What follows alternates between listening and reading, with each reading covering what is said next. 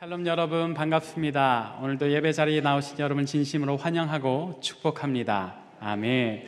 여러분 한 주간 평안하셨습니까? 또 여러분 지난주 말씀으로 받은 여러분들의 사명 잘 수행하셨습니까? 사명을 잘 수행하려면 지난주에 내가 받았던 사명이 무엇인지 잘 기억하고 계셔야 되겠지요. 여러분 혹시 지난주 말씀 어떤 말씀이었는지 기억하십니까? 아브라함의 중보기도에 관한 말씀. 아브라함의 중보기도는 정말 놀라운 능력이 있었습니다. 왜냐하면 하나님께서 두 도시의 멸망이라는 정말로 엄청난 인간의 힘과 능력으로는 극복해낼 수 없는 그런 거대한 하나님의 뜻을 아브라함의 중보기도는 바꾸어냈기 때문입니다. 아브라함의 중보기도는 감히 전능하신 하나님의 뜻조차 바꾸기에 능력이 있다. 그리고 그 기도는 오늘 우리에게도 허락되었다. 그래서 우리가 나라와 민족을 위해서 나 자신뿐만 아니라 내 자녀와 가정과 이웃을 위해서 사회와 교회를 위해서 우리가 할 수 있는 모든 영역에서 이렇게 하나님의 뜻까지도 바꾸는 중보기도를 수행해야 된다라고 했는데 여러분 한 주간 이 나라와 민족과 교회를 위해서 정말 많은 기도를 하셨으리라 믿습니다. 아멘. 자, 오늘은 이 기도에 관한 두 번째 시간으로 야곱의 기도에 대해서 살펴볼 겁니다. 먼저 오늘 본문 말씀 우리에게 아주 친숙한 본문이지요. 오늘 본문에서 야곱은 어디론가 가고 있습니다. 그는 어디로 가고 있었던 것일까요? 그는 무엇을 향해서 가고 있었던 것일까요? 또 그리고 그 길에서 그는 어떤 기도를 했던 것일까요? 우리가 잘 알고 있다시피 오늘 야곱은 목숨의 위협을 피해서 달아나고 있습니다. 근데 그 목숨의 위협은 누가 가하는 것입니까? 자기 형 에서가 가하는 것입니다. 형이 날 죽이려고 합니다. 그래서 외삼촌의 집으로 도망가고 있습니다. 형의 칼날을 피해서 도망가는 그의 심정은 어땠을까요? 그리고 오늘 본문에서의 야곱은 아직 외삼촌이 누구인지 모릅니다. 한 번도 본 적 없는 외삼촌, 한 번도 가보지 않은 내 친족의 땅, 거기서 또 무슨 일을 하게 될지, 뭐 하며 살게 될지도 모르는 불안함을 가지고 오늘 야곱은 도망치고 있습니다. 이토록 궁지에 몰린 사람이, 이토록 불안한 미래를 안고 있는 사람, 어떤 기도를 했던 것일까요? 그리고 오늘 말씀의 제목으로 제가 하늘의 문에서 올린 야곱의 기도라고 했는데 도대체 하늘의 문은 어디이며 거기에 선 사람은 어떤 기도를 하는 것일까요? 우리가 이와 같은 질문을 가지고 말씀의 깊은 데로 나아가 보도록 하겠습니다. 우리가 야곱의 기도를 살펴보기 전에 먼저 그의 모습을 한번 조명해 보도록 합시다. 도망자의 길입니다. 그의 모습은 어땠을까요? 사실 그가 형의 칼날을 피해서 도망간다고는 하지만 그러나 그는 엄연히 신부감을 찾으러 가는 길입니다. 어머니의 조언으로 이 나이든 그리고 눈이 거의 보이지 않는 아버지를 속인 뒤에 아버지의 축복을 다 가로챈, 형에게로 갔어야 하는 그 축복을 다 가로챈 야곱. 그러니까 형이 혼자서 몰래 내 동생 죽이리라, 내 아버지 곡할 때가 가까웠으니 이제 내 동생 죽이고 그 축복을 다시금 빼앗아 오리라 하는 말을 듣고 그 어머니가 꾀를 씁니다. 뭐라고 꾀를 씁니까? 이제 이 에서가 미리 머물고 있던 땅, 가나안 땅에 여인들과 결혼을 했는데 그게 마음에 안 든다는 거예요. 그래서 야곱만큼은 우리 친족의 땅으로, 야곱의 외삼촌의 땅으로 보내서 정말 우리 핏줄 중에 신부감을 얻게 합시다. 그렇게 해서 아내를 맞이하도록 합시다. 이렇게 이삭을 설득을 합니다. 그래서 야곱은 속사정은 형의 칼날을 피해서 도망가는 거지만 공식적으로는 이 신부감을 얻으러 가는 행렬이에요. 그런데 오늘 본문을 아무리 찾아보아도 야곱의 모습이 도무지 신부감을 찾으러 가는 그런 모습이 아닌 거죠.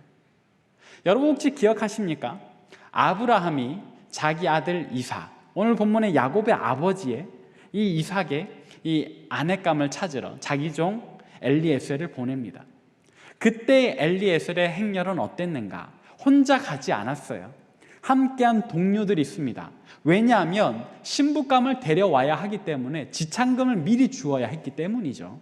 이 지참금을 가지고 갈 동료들, 그리고 그 길에서 혹여나 찾아올 강도들을 물리쳐낼 수 있는 그런 동료들과 함께 갑니다.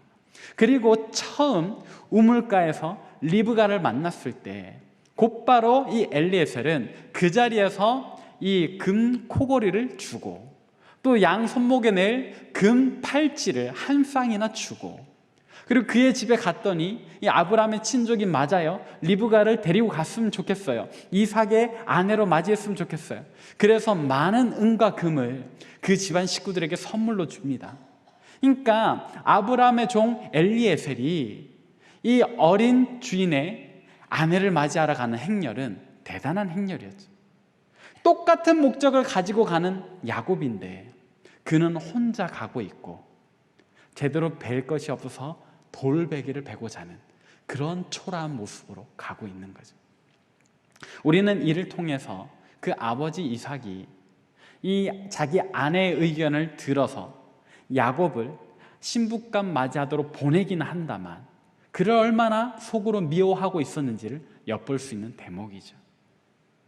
이삭도 분명히 부자였건만 아들 야곱이 신부감을 얻으러 가는 길에 그 누구도 붙여주지 않습니다. 그 어떤 선물도 들려서 보내지 않습니다. 그것이 오늘 야곱의 모습입니다. 자, 그렇게 신부감을 찾아 떠나는 야곱의 마음은 어땠을까요? 아까 말씀드렸다시피 형이 날 죽이려고 하고 아버지의 미움을 받아서 제대로 된 지참금조차 가지지 못한 채 한 번도 본 적 없는, 한 번도 가보지 못한 내 외삼촌의 집으로 간다. 거기서 외삼촌이 정말로 나를 환영할런지, 그곳에서 내가 얼마나 머물러야 하는지, 또 나는 누구를 내 아내로 맞이해야 하는지 아무것도 확신할 수 없는 그런 두려움의 상황. 그것이 바로 오늘 본문에 나타나는 야곱의 속사정이죠. 자, 야곱은 그럼 이때 어떤 생각을 했을까요? 그의 인생은 속이는 인생입니다. 태에서 그는 어려서부터 자기 친형을 속였습니다. 근데 사실 우리가 그를 이렇게 비열한 이미지로 보고 있지만 크게 그가 속임수를 발휘한 것은 오늘 본문까지는 2번밖에 없습니다. 첫 번째는 팥죽 한 그릇으로 형 에서의 장자권을 산 건데 사실 그것도 에서가 장자권을 우습게 여겼으니까 가능한 일이잖아요. 내가 팥죽을 준비했고 장자권을 요구하긴 했지만 기꺼이 그 팥죽 한 그릇에 장자권을 팔아버린 에서의 잘못도 절반은 있죠. 야곱만의 잘못은 아니지 않습니까? 또 한편 오늘 이 도망길의 원인이 되었던 이 사건, 사실 야곱이 먼저 생각한 것도 아니잖아요. 그 어머니 리브가가 이 야곱을 종용한 거잖아요. 아버지 이삭이 자기의 목숨이 얼마 남지 않았다는 것을 깨닫고 에서를 부릅니다. 내가 너를 축복해야 되겠으니까 너는 어서 가서 내가 좋아하는 그 음식을 만들어 와라. 너의 뛰어난 활솜씨로 사냥감을 사냥해서 내가 좋아하는 음식을 가지고 와라. 내가 그 음식 먹고 너를 축복하리라 했는데 이 이야기를 야곱이 들었습니까? 리브가가 들었습니까? 리브가가 들었어요. 그리고 야곱을 불러다가 이렇게 이야기가 진행되고 있으니까 네가 가서 축복을 가로채라. 야곱은 이야기를 합니다. 형과 나는 다른 사람이에요. 내 형은 털이 많은데 나는 매끈한 사람입니다. 내 목소리도 다른데 내가 어떻게 아버지를 속일 수 있습니까? 저주나 받지 않으면 다행입니다 라고 이야기를 했더니 리브가가 뭐라고 이야기했냐면 내 아들아, 너의 저주는 내게로 돌릴지니라 라고 이야기를 해요. 그러면서 손수 야곱의 손과 팔목에 염소의 가죽을 매주죠. 그리고 이삭이 좋아할 만한 음식을 만들어줍니다. 그렇게 해서 모든 저주는 어머니 리브가에게로, 내게는 아버지가 비는 축복만이 와야 하는데 실상 저주를 누가 감당하고 있습니까? 야곱 본인이 감당하고 있어요. 어머니가 꾸민 계략, 어머니가 뒤집어 쓰겠다고 했던 저주, 이 모든 걸 결국 자기가 감당하게 된 거죠. 그 마음속에 원망이 있지 않겠어요? 그 마음이 굉장히 비참하지 않겠어요? 불안함과 소망 없음, 덧없음 때문에 오늘 야곱의 발걸음은 굉장히 터덜터덜했을 겁니다. 그가 떠나는 브엘세바에서 그가 가야 하는 하란까지는 약 900km. 우리나라 저 남단 부산에서부터 서울까지 2배가 넘는 거리입니다. 이 거리를 걸어가면서 얼마나 걸어가야 할까요? 이 걸어가는 그 발걸음 속에 아무 소망이 없으면 당연한 거죠. 그러다가 야곱은 한 곳에 이르러 지칩니다. 피곤해합니다. 거기 누워서 잠을 청하게 되었습니다. 근데 그곳에서 야곱은 놀라운 체험을 하게 되죠. 어떤 체험입니까? 우리가 잘 알고 있지만 다시 한 번 더 읽어보도록 하겠습니다. 오늘 본 말씀 10절부터 12절 말씀 시작. 야곱이 브엘세바에서 떠나 하란으로 향하여 가더니 한 곳에 이르러는 해가 진지라 거기서 유숙하려고 그곳에 한 돌을 가져다가 베개로 삼고 거기 누워 자더니 꿈에 본즉 사닥다리가 땅 위에 서 있는데 그 꼭대기가 하늘에 닿았고 또 본즉 하나님의 사자들이 그 위에서 오르락내리락 하고. 아멘. 야곱이 무엇을 보았습니까? 사닥다리가 하늘에서 땅까지 이어져 내려 있는 것을 봅니다. 그리고 거기를 하나님의 사자들이 오르락내리락 하는 것을 봅니다. 사닥다리 하니까 조금 표현이 낯설 수도 있는데 사다리라고 표현하겠습니다. 자, 하늘과 땅으로 이어진 사다리가 있어요. 꿈에서 보는 거예요. 환상을 보는 거예요. 그리고 하나님의 사자들이 왔다 갔다 하는데, 자, 질문 하나 던지겠습니다. 왜 하필 사다리였을까요? 오늘 야곱이 어떤 환상을 보는데, 하나님께서 그에게 어떤 환상을 보여주시는데 왜 사다리를 보여주셨을까? 이 말입니다. 여기에 대해서 여러분 생각해 보신 적 있으십니까? 저는 이 부분을 묵상하면서 이런 생각을 해보았습니다. 사다리는 어떻게 쓰는 것인가요? 여러분 혹시 집에서 형광등 갈아보신 적 있으십니까?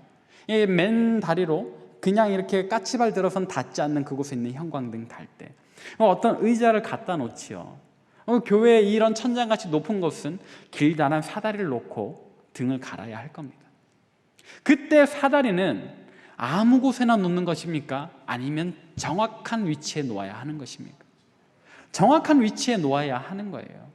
제가 이번 여름에요 마카오 해외 아웃리치 가서 현수막 다는데 고생을 좀 많이 했습니다. 왜냐하면 이 현수막은 삐뚤게 달면 안 되잖아요. 바르게 달아야 되잖아요. 근데 자꾸 한쪽이 처지는 거예요. 그래서 여기 가서 못을 박는데 한번 박고 내려와서 보니까 삐뚤어요. 저쪽을 좀 높여야 될 것 같아요. 그러면 사다리를 어떻게 해야 돼요? 옮겨야 되는 거예요. 사다리 여러 번 옮겼습니다. 무겁더라고요. 그런 거예요, 여러분. 사다리는요 정확한 위치에 있어야 하는 겁니다. 정확한 위치에 있지 않으면 그것을 다시 옮겨야 되는 것, 그래야 쓸 수 있는 것이 사다리예요. 여러분 이 사진 한번 볼까요? 해상에서 조난당한 사람을 구조하는 헬기의 사진인데, 자 저기 보십시오. 헬기가 바다 위에 떠 있습니다. 밑에서 사람이 바다에서 허우적대다가 헬기에서 어떤 로프, 사다리라고 표현합시다. 사다리가 내려옵니다. 이 사다리는 아무 때나 던지면 되는 겁니까? 아니면 조난당한 사람, 그 사람 위에 정확히 내려져야 하는 겁니까? 정확히 내려져야 하는 겁니다. 바로 그거지요. 오늘 하나님께서 야곱에게 사다리를 내려주셨다라는 것은 그가 어디에 있는지를 정확히 알고 계신다라는 겁니다. 오늘 성경이 야곱이 이 환상을 본 곳, 그 자신은 베델이라고 이름 붙이지만 본명은 루스라고 이야기를 합니다. 이 루스라고 하는 땅의 이름의 뜻은 무엇일까요? 그건 아몬드 나무라고 하는 거예요. 아몬드 나무. 그 지역에는 아몬드 나무가 많았더라. 그래서 사람들이 아몬드 나무가 있는 곳이라고 부르는 곳이었더라라고 하는 거예요. 다시 말하면 거기에는 아몬드 나무 외에는 아무것도 없는 땅, 아무 소망 없는 땅, 아무 비전 없는 땅, 거기에서 먹을 것조차도 없는 그런 땅, 거기에서 야곱이 유숙하고 있었다. 야곱은 거기 왜 있었던 것일까요? 그나마 가진 것도 없는 자신이, 정말로 처량해 보이는 자신이 혹 강도 때를 만나면 자기에게 있는 유일한 것, 이 생명까지도 빼앗겨 버릴까 봐 사실은 아몬드 나무 사이에 숨어 있는 겁니다. 우리는 야곱이 왜 거기에서 지냈는가를 생각해 본 적 없지만 들여다보면 정말 보잘것없는 인생, 언젠가 성경에서 너 버러지 같은 야곱아라고 이야기하는 정말 버러지 같은 자기 인생을 그마저도 살아보겠노라고, 그러나 아무 희망 없이 그렇게 포기하듯 숨어 있는 곳, 그것이 루스인데, 그마저도 이 얕은 나무, 이 아몬드 나무는 한 2m 정도 자란다고 해요. 커봐야 4m. 제 키가 180 조금 안 되는데 거진 180이라고 합시다. 그래 보이죠? 네. 이제 거기 그 얕은 나무, 정말 저기에 누가 있을까 싶은 그런 곳에 가서 지금 야곱이 숨어 있는 거거든요. 근데 하나님께서는 야곱이 어디 있는지 정확히 알고 계시는 거예요. 그리고 그 야곱을 향해서 하늘로부터 생명을 이어주는 사다리를 내려주는 겁니다. 다시 이야기를 하면 하나님께서는 그를 주목해 보고 계셨다. 그의 상황과 상태가 어떤지를 분명하게 알고 계신다. 정확히 알고 계신다. 그리고 그를 향해서 오늘 손을 내미신다라는 것. 야곱이 여기에서 그 사실을 깨닫는 거예요. 내 인생 홀로 가는 줄 알았는데, 외롭게 가는 줄 알았는데, 불확실함 속에서 정말로 두려워할 수밖에 없는 그런 인생인 줄 알았는데 하나님께서 날 보고 계시네라는 걸 깨닫는 야곱. 근데 환상만이 아니에요, 여러분. 오늘 본문 말씀 쭉 읽다 보면은 하나님께서 그에게 이 환상만 보여주시는 것이 아니라 그의 앞에 친히 나타나신, 그 사다리 끝에 서셔서 야곱을 향해서 자기 음성을 들려주시는데, 어떤 음성을 들려주시는가? 오늘 본문 말씀 13절부터 15절까지 있는데 우리 특별히 15절을 주목해서 읽어보도록 하겠습니다. 시작. 내가 너와 함께 있어 내가 어디로 가든지 너를 지키며 너를 이끌어 이 땅으로 돌아오게 할지라. 내가 내게 허락한 것을 다 이루기까지 너를 떠나지 아니하리라 하신지라. 아멘. 하나님 야곱에게 뭐라고 말씀하신지 아십니까? 우리가 읽지 않은 13절과 14절의 이야기는 이렇습니다. 나는 너의 조부 아브라함의 하나님이요 너의 아버지 이삭의 하나님이다. 내가 너를 우연히 발견한 게 아니다. 너의 할아버지 아브라함 때부터 내가 너희 집안을 보고 있고 오늘 네가 거기서 뭐하고 있는지 다 보고 있다. 이제 내 목소리를 들어라. 내가 너와 함께 한다. 내가 너를 지킬 것이다. 내가 너를 인도할 것이다. 이곳으로 다시 돌아오게 할 것이다. 네가 분명히 지금은 불안함 속에서 알지 못하는 곳으로 가는 것 같지만 네가 돌아올 때는 동쪽, 서쪽, 남쪽과 북쪽에 이르기까지 복을 미칠 그런 복의 근원이 되어서 돌아오게 될 것이다. 내가 너와 함께한다 라는 약속을 주시는 거죠. 이것이 오늘 야곱이 체험하는 놀라운 믿음의 경험이죠. 이 얼마나 복된 일입니까? 이 얼마나 행복한 일입니까? 오늘 야곱은 정말 제대로 된 인생 역전을 맛보는 겁니다. 오늘 이 경험을 하기 전에 그의 인생은 외로운 인생이었고, 오늘 이 경험을 하기 전에 그의 인생은 버려진 인생이었고, 버러지 같은 인생이었으나 이제 하나님이 함께 하신다는 것을 알게 되고 하나님의 놀라운 약속을 받은 인생으로 변화된다, 이 말입니다. 여러분, 오늘 이 말씀이 우리에게 위로가 된다는 사실은 하나님께서 이 말씀을 오늘 우리에게 그냥 읽게 하시는 것이 아니라는 거예요.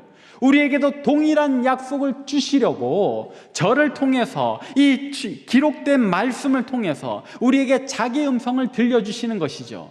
다시 이야기를 하자면 버러지 같은 너희 누구누구야. 그러나 너희 인생이 정말 버러지 같지 않다. 내가 너희와 함께하고 있다. 내가 너희를 지킬 것이다. 너희가 동쪽과 남쪽과 북쪽과 서쪽에 이르기까지 복을 행사하는 복의 근원으로 삼을 것이다. 내가 너희와 함께한다라고 말씀하신다는 겁니다.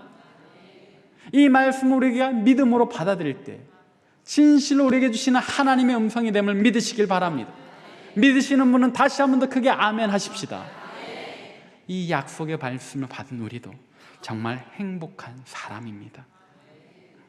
이제 야곱은 놀라운 희망을 얻었어요. 세상의 끝에서 희망을 얻는다라는 그 어떤 이 시의 글귀처럼 정말로 낭떠러지 같던 그곳에서, 아무 희망 없던 그곳에서 야곱은 새 희망을 얻습니다.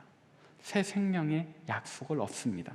그래서 날이 밝자마자 자기가 베개로 삼았던 그 돌을 기둥으로 세우고 그 위에 기름을 붓고 기도합니다. 어떤 기도를 합니까? 우리 함께 읽어보도록 하겠습니다. 20절부터 22절 시작. 하나님이 나와 함께 계셔서 내가 가는 이 길에서 나를 지키시고 먹을 떡과 입을 옷을 주시어 내가 평안히 아버지 집으로 돌아오게 하시오면 여호와께서 나의 하나님이 되실 것이요 내가 기둥으로 세운 이 돌이 하나님의 집이 될 것이요 하나님께서 내게 주신 모든 것에서 10분의 1을 내가 반드시 하나님께 드리겠나이다 하였더라. 아멘. 야곱이 고백합니다. 과연 이곳은 하나님의 집이로다. 하늘의 문이로다. 거기 서서 야곱이 기도를 해요. 하늘 문에 서서 야곱이 기도를 합니다. 뭐라고 기도해요? 하나님 약속하셨습니다. 제가 들었습니다. 기억합니다. 지켜주십시오. 지켜주신다면 당신은 나의 하나님으로 믿겠습니다. 고백하겠습니다. 당신께 나의 예물을 드리겠습니다. 이 모든 게 뭐예요? 하나님 나의 주인이 되실 것입니다 라고 기도를 하는 거예요.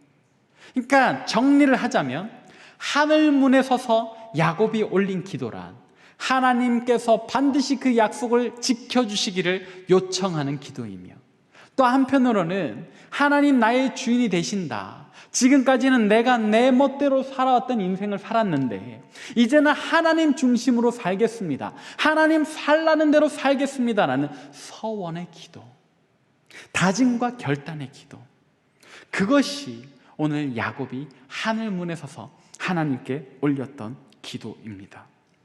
예, 이 말 그대로 야곱은 지금까지 속임수로 살던 인생을 살았습니다. 야곱은 정말로 버러지 같은 인생을 살았습니다.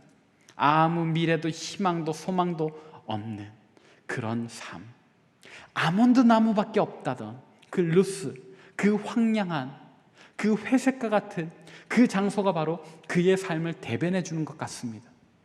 그러나 더 이상 회색이 그의 인생이 아니요, 하늘에서부터 내리는 그 빛나는 사닥다리, 그 빛나는 사다리가 그의 인생으로 바뀌는, 오늘 야곱이 하늘문에서 드린 기도는 그런 기도인 거예요. 하나님 주시는 새 소망을 누리는 기도. 정말로 자기 중심적으로 살던 인생을 이제는 하나님 중심으로 살겠노라고 다짐하고 결단하는 인생 전환적인 기도인 것이죠. 오늘 우리의 삶은 어떻습니까? 여러분들의 지금의 삶은 어떻습니까? 하나님 중심으로 살고 있습니까?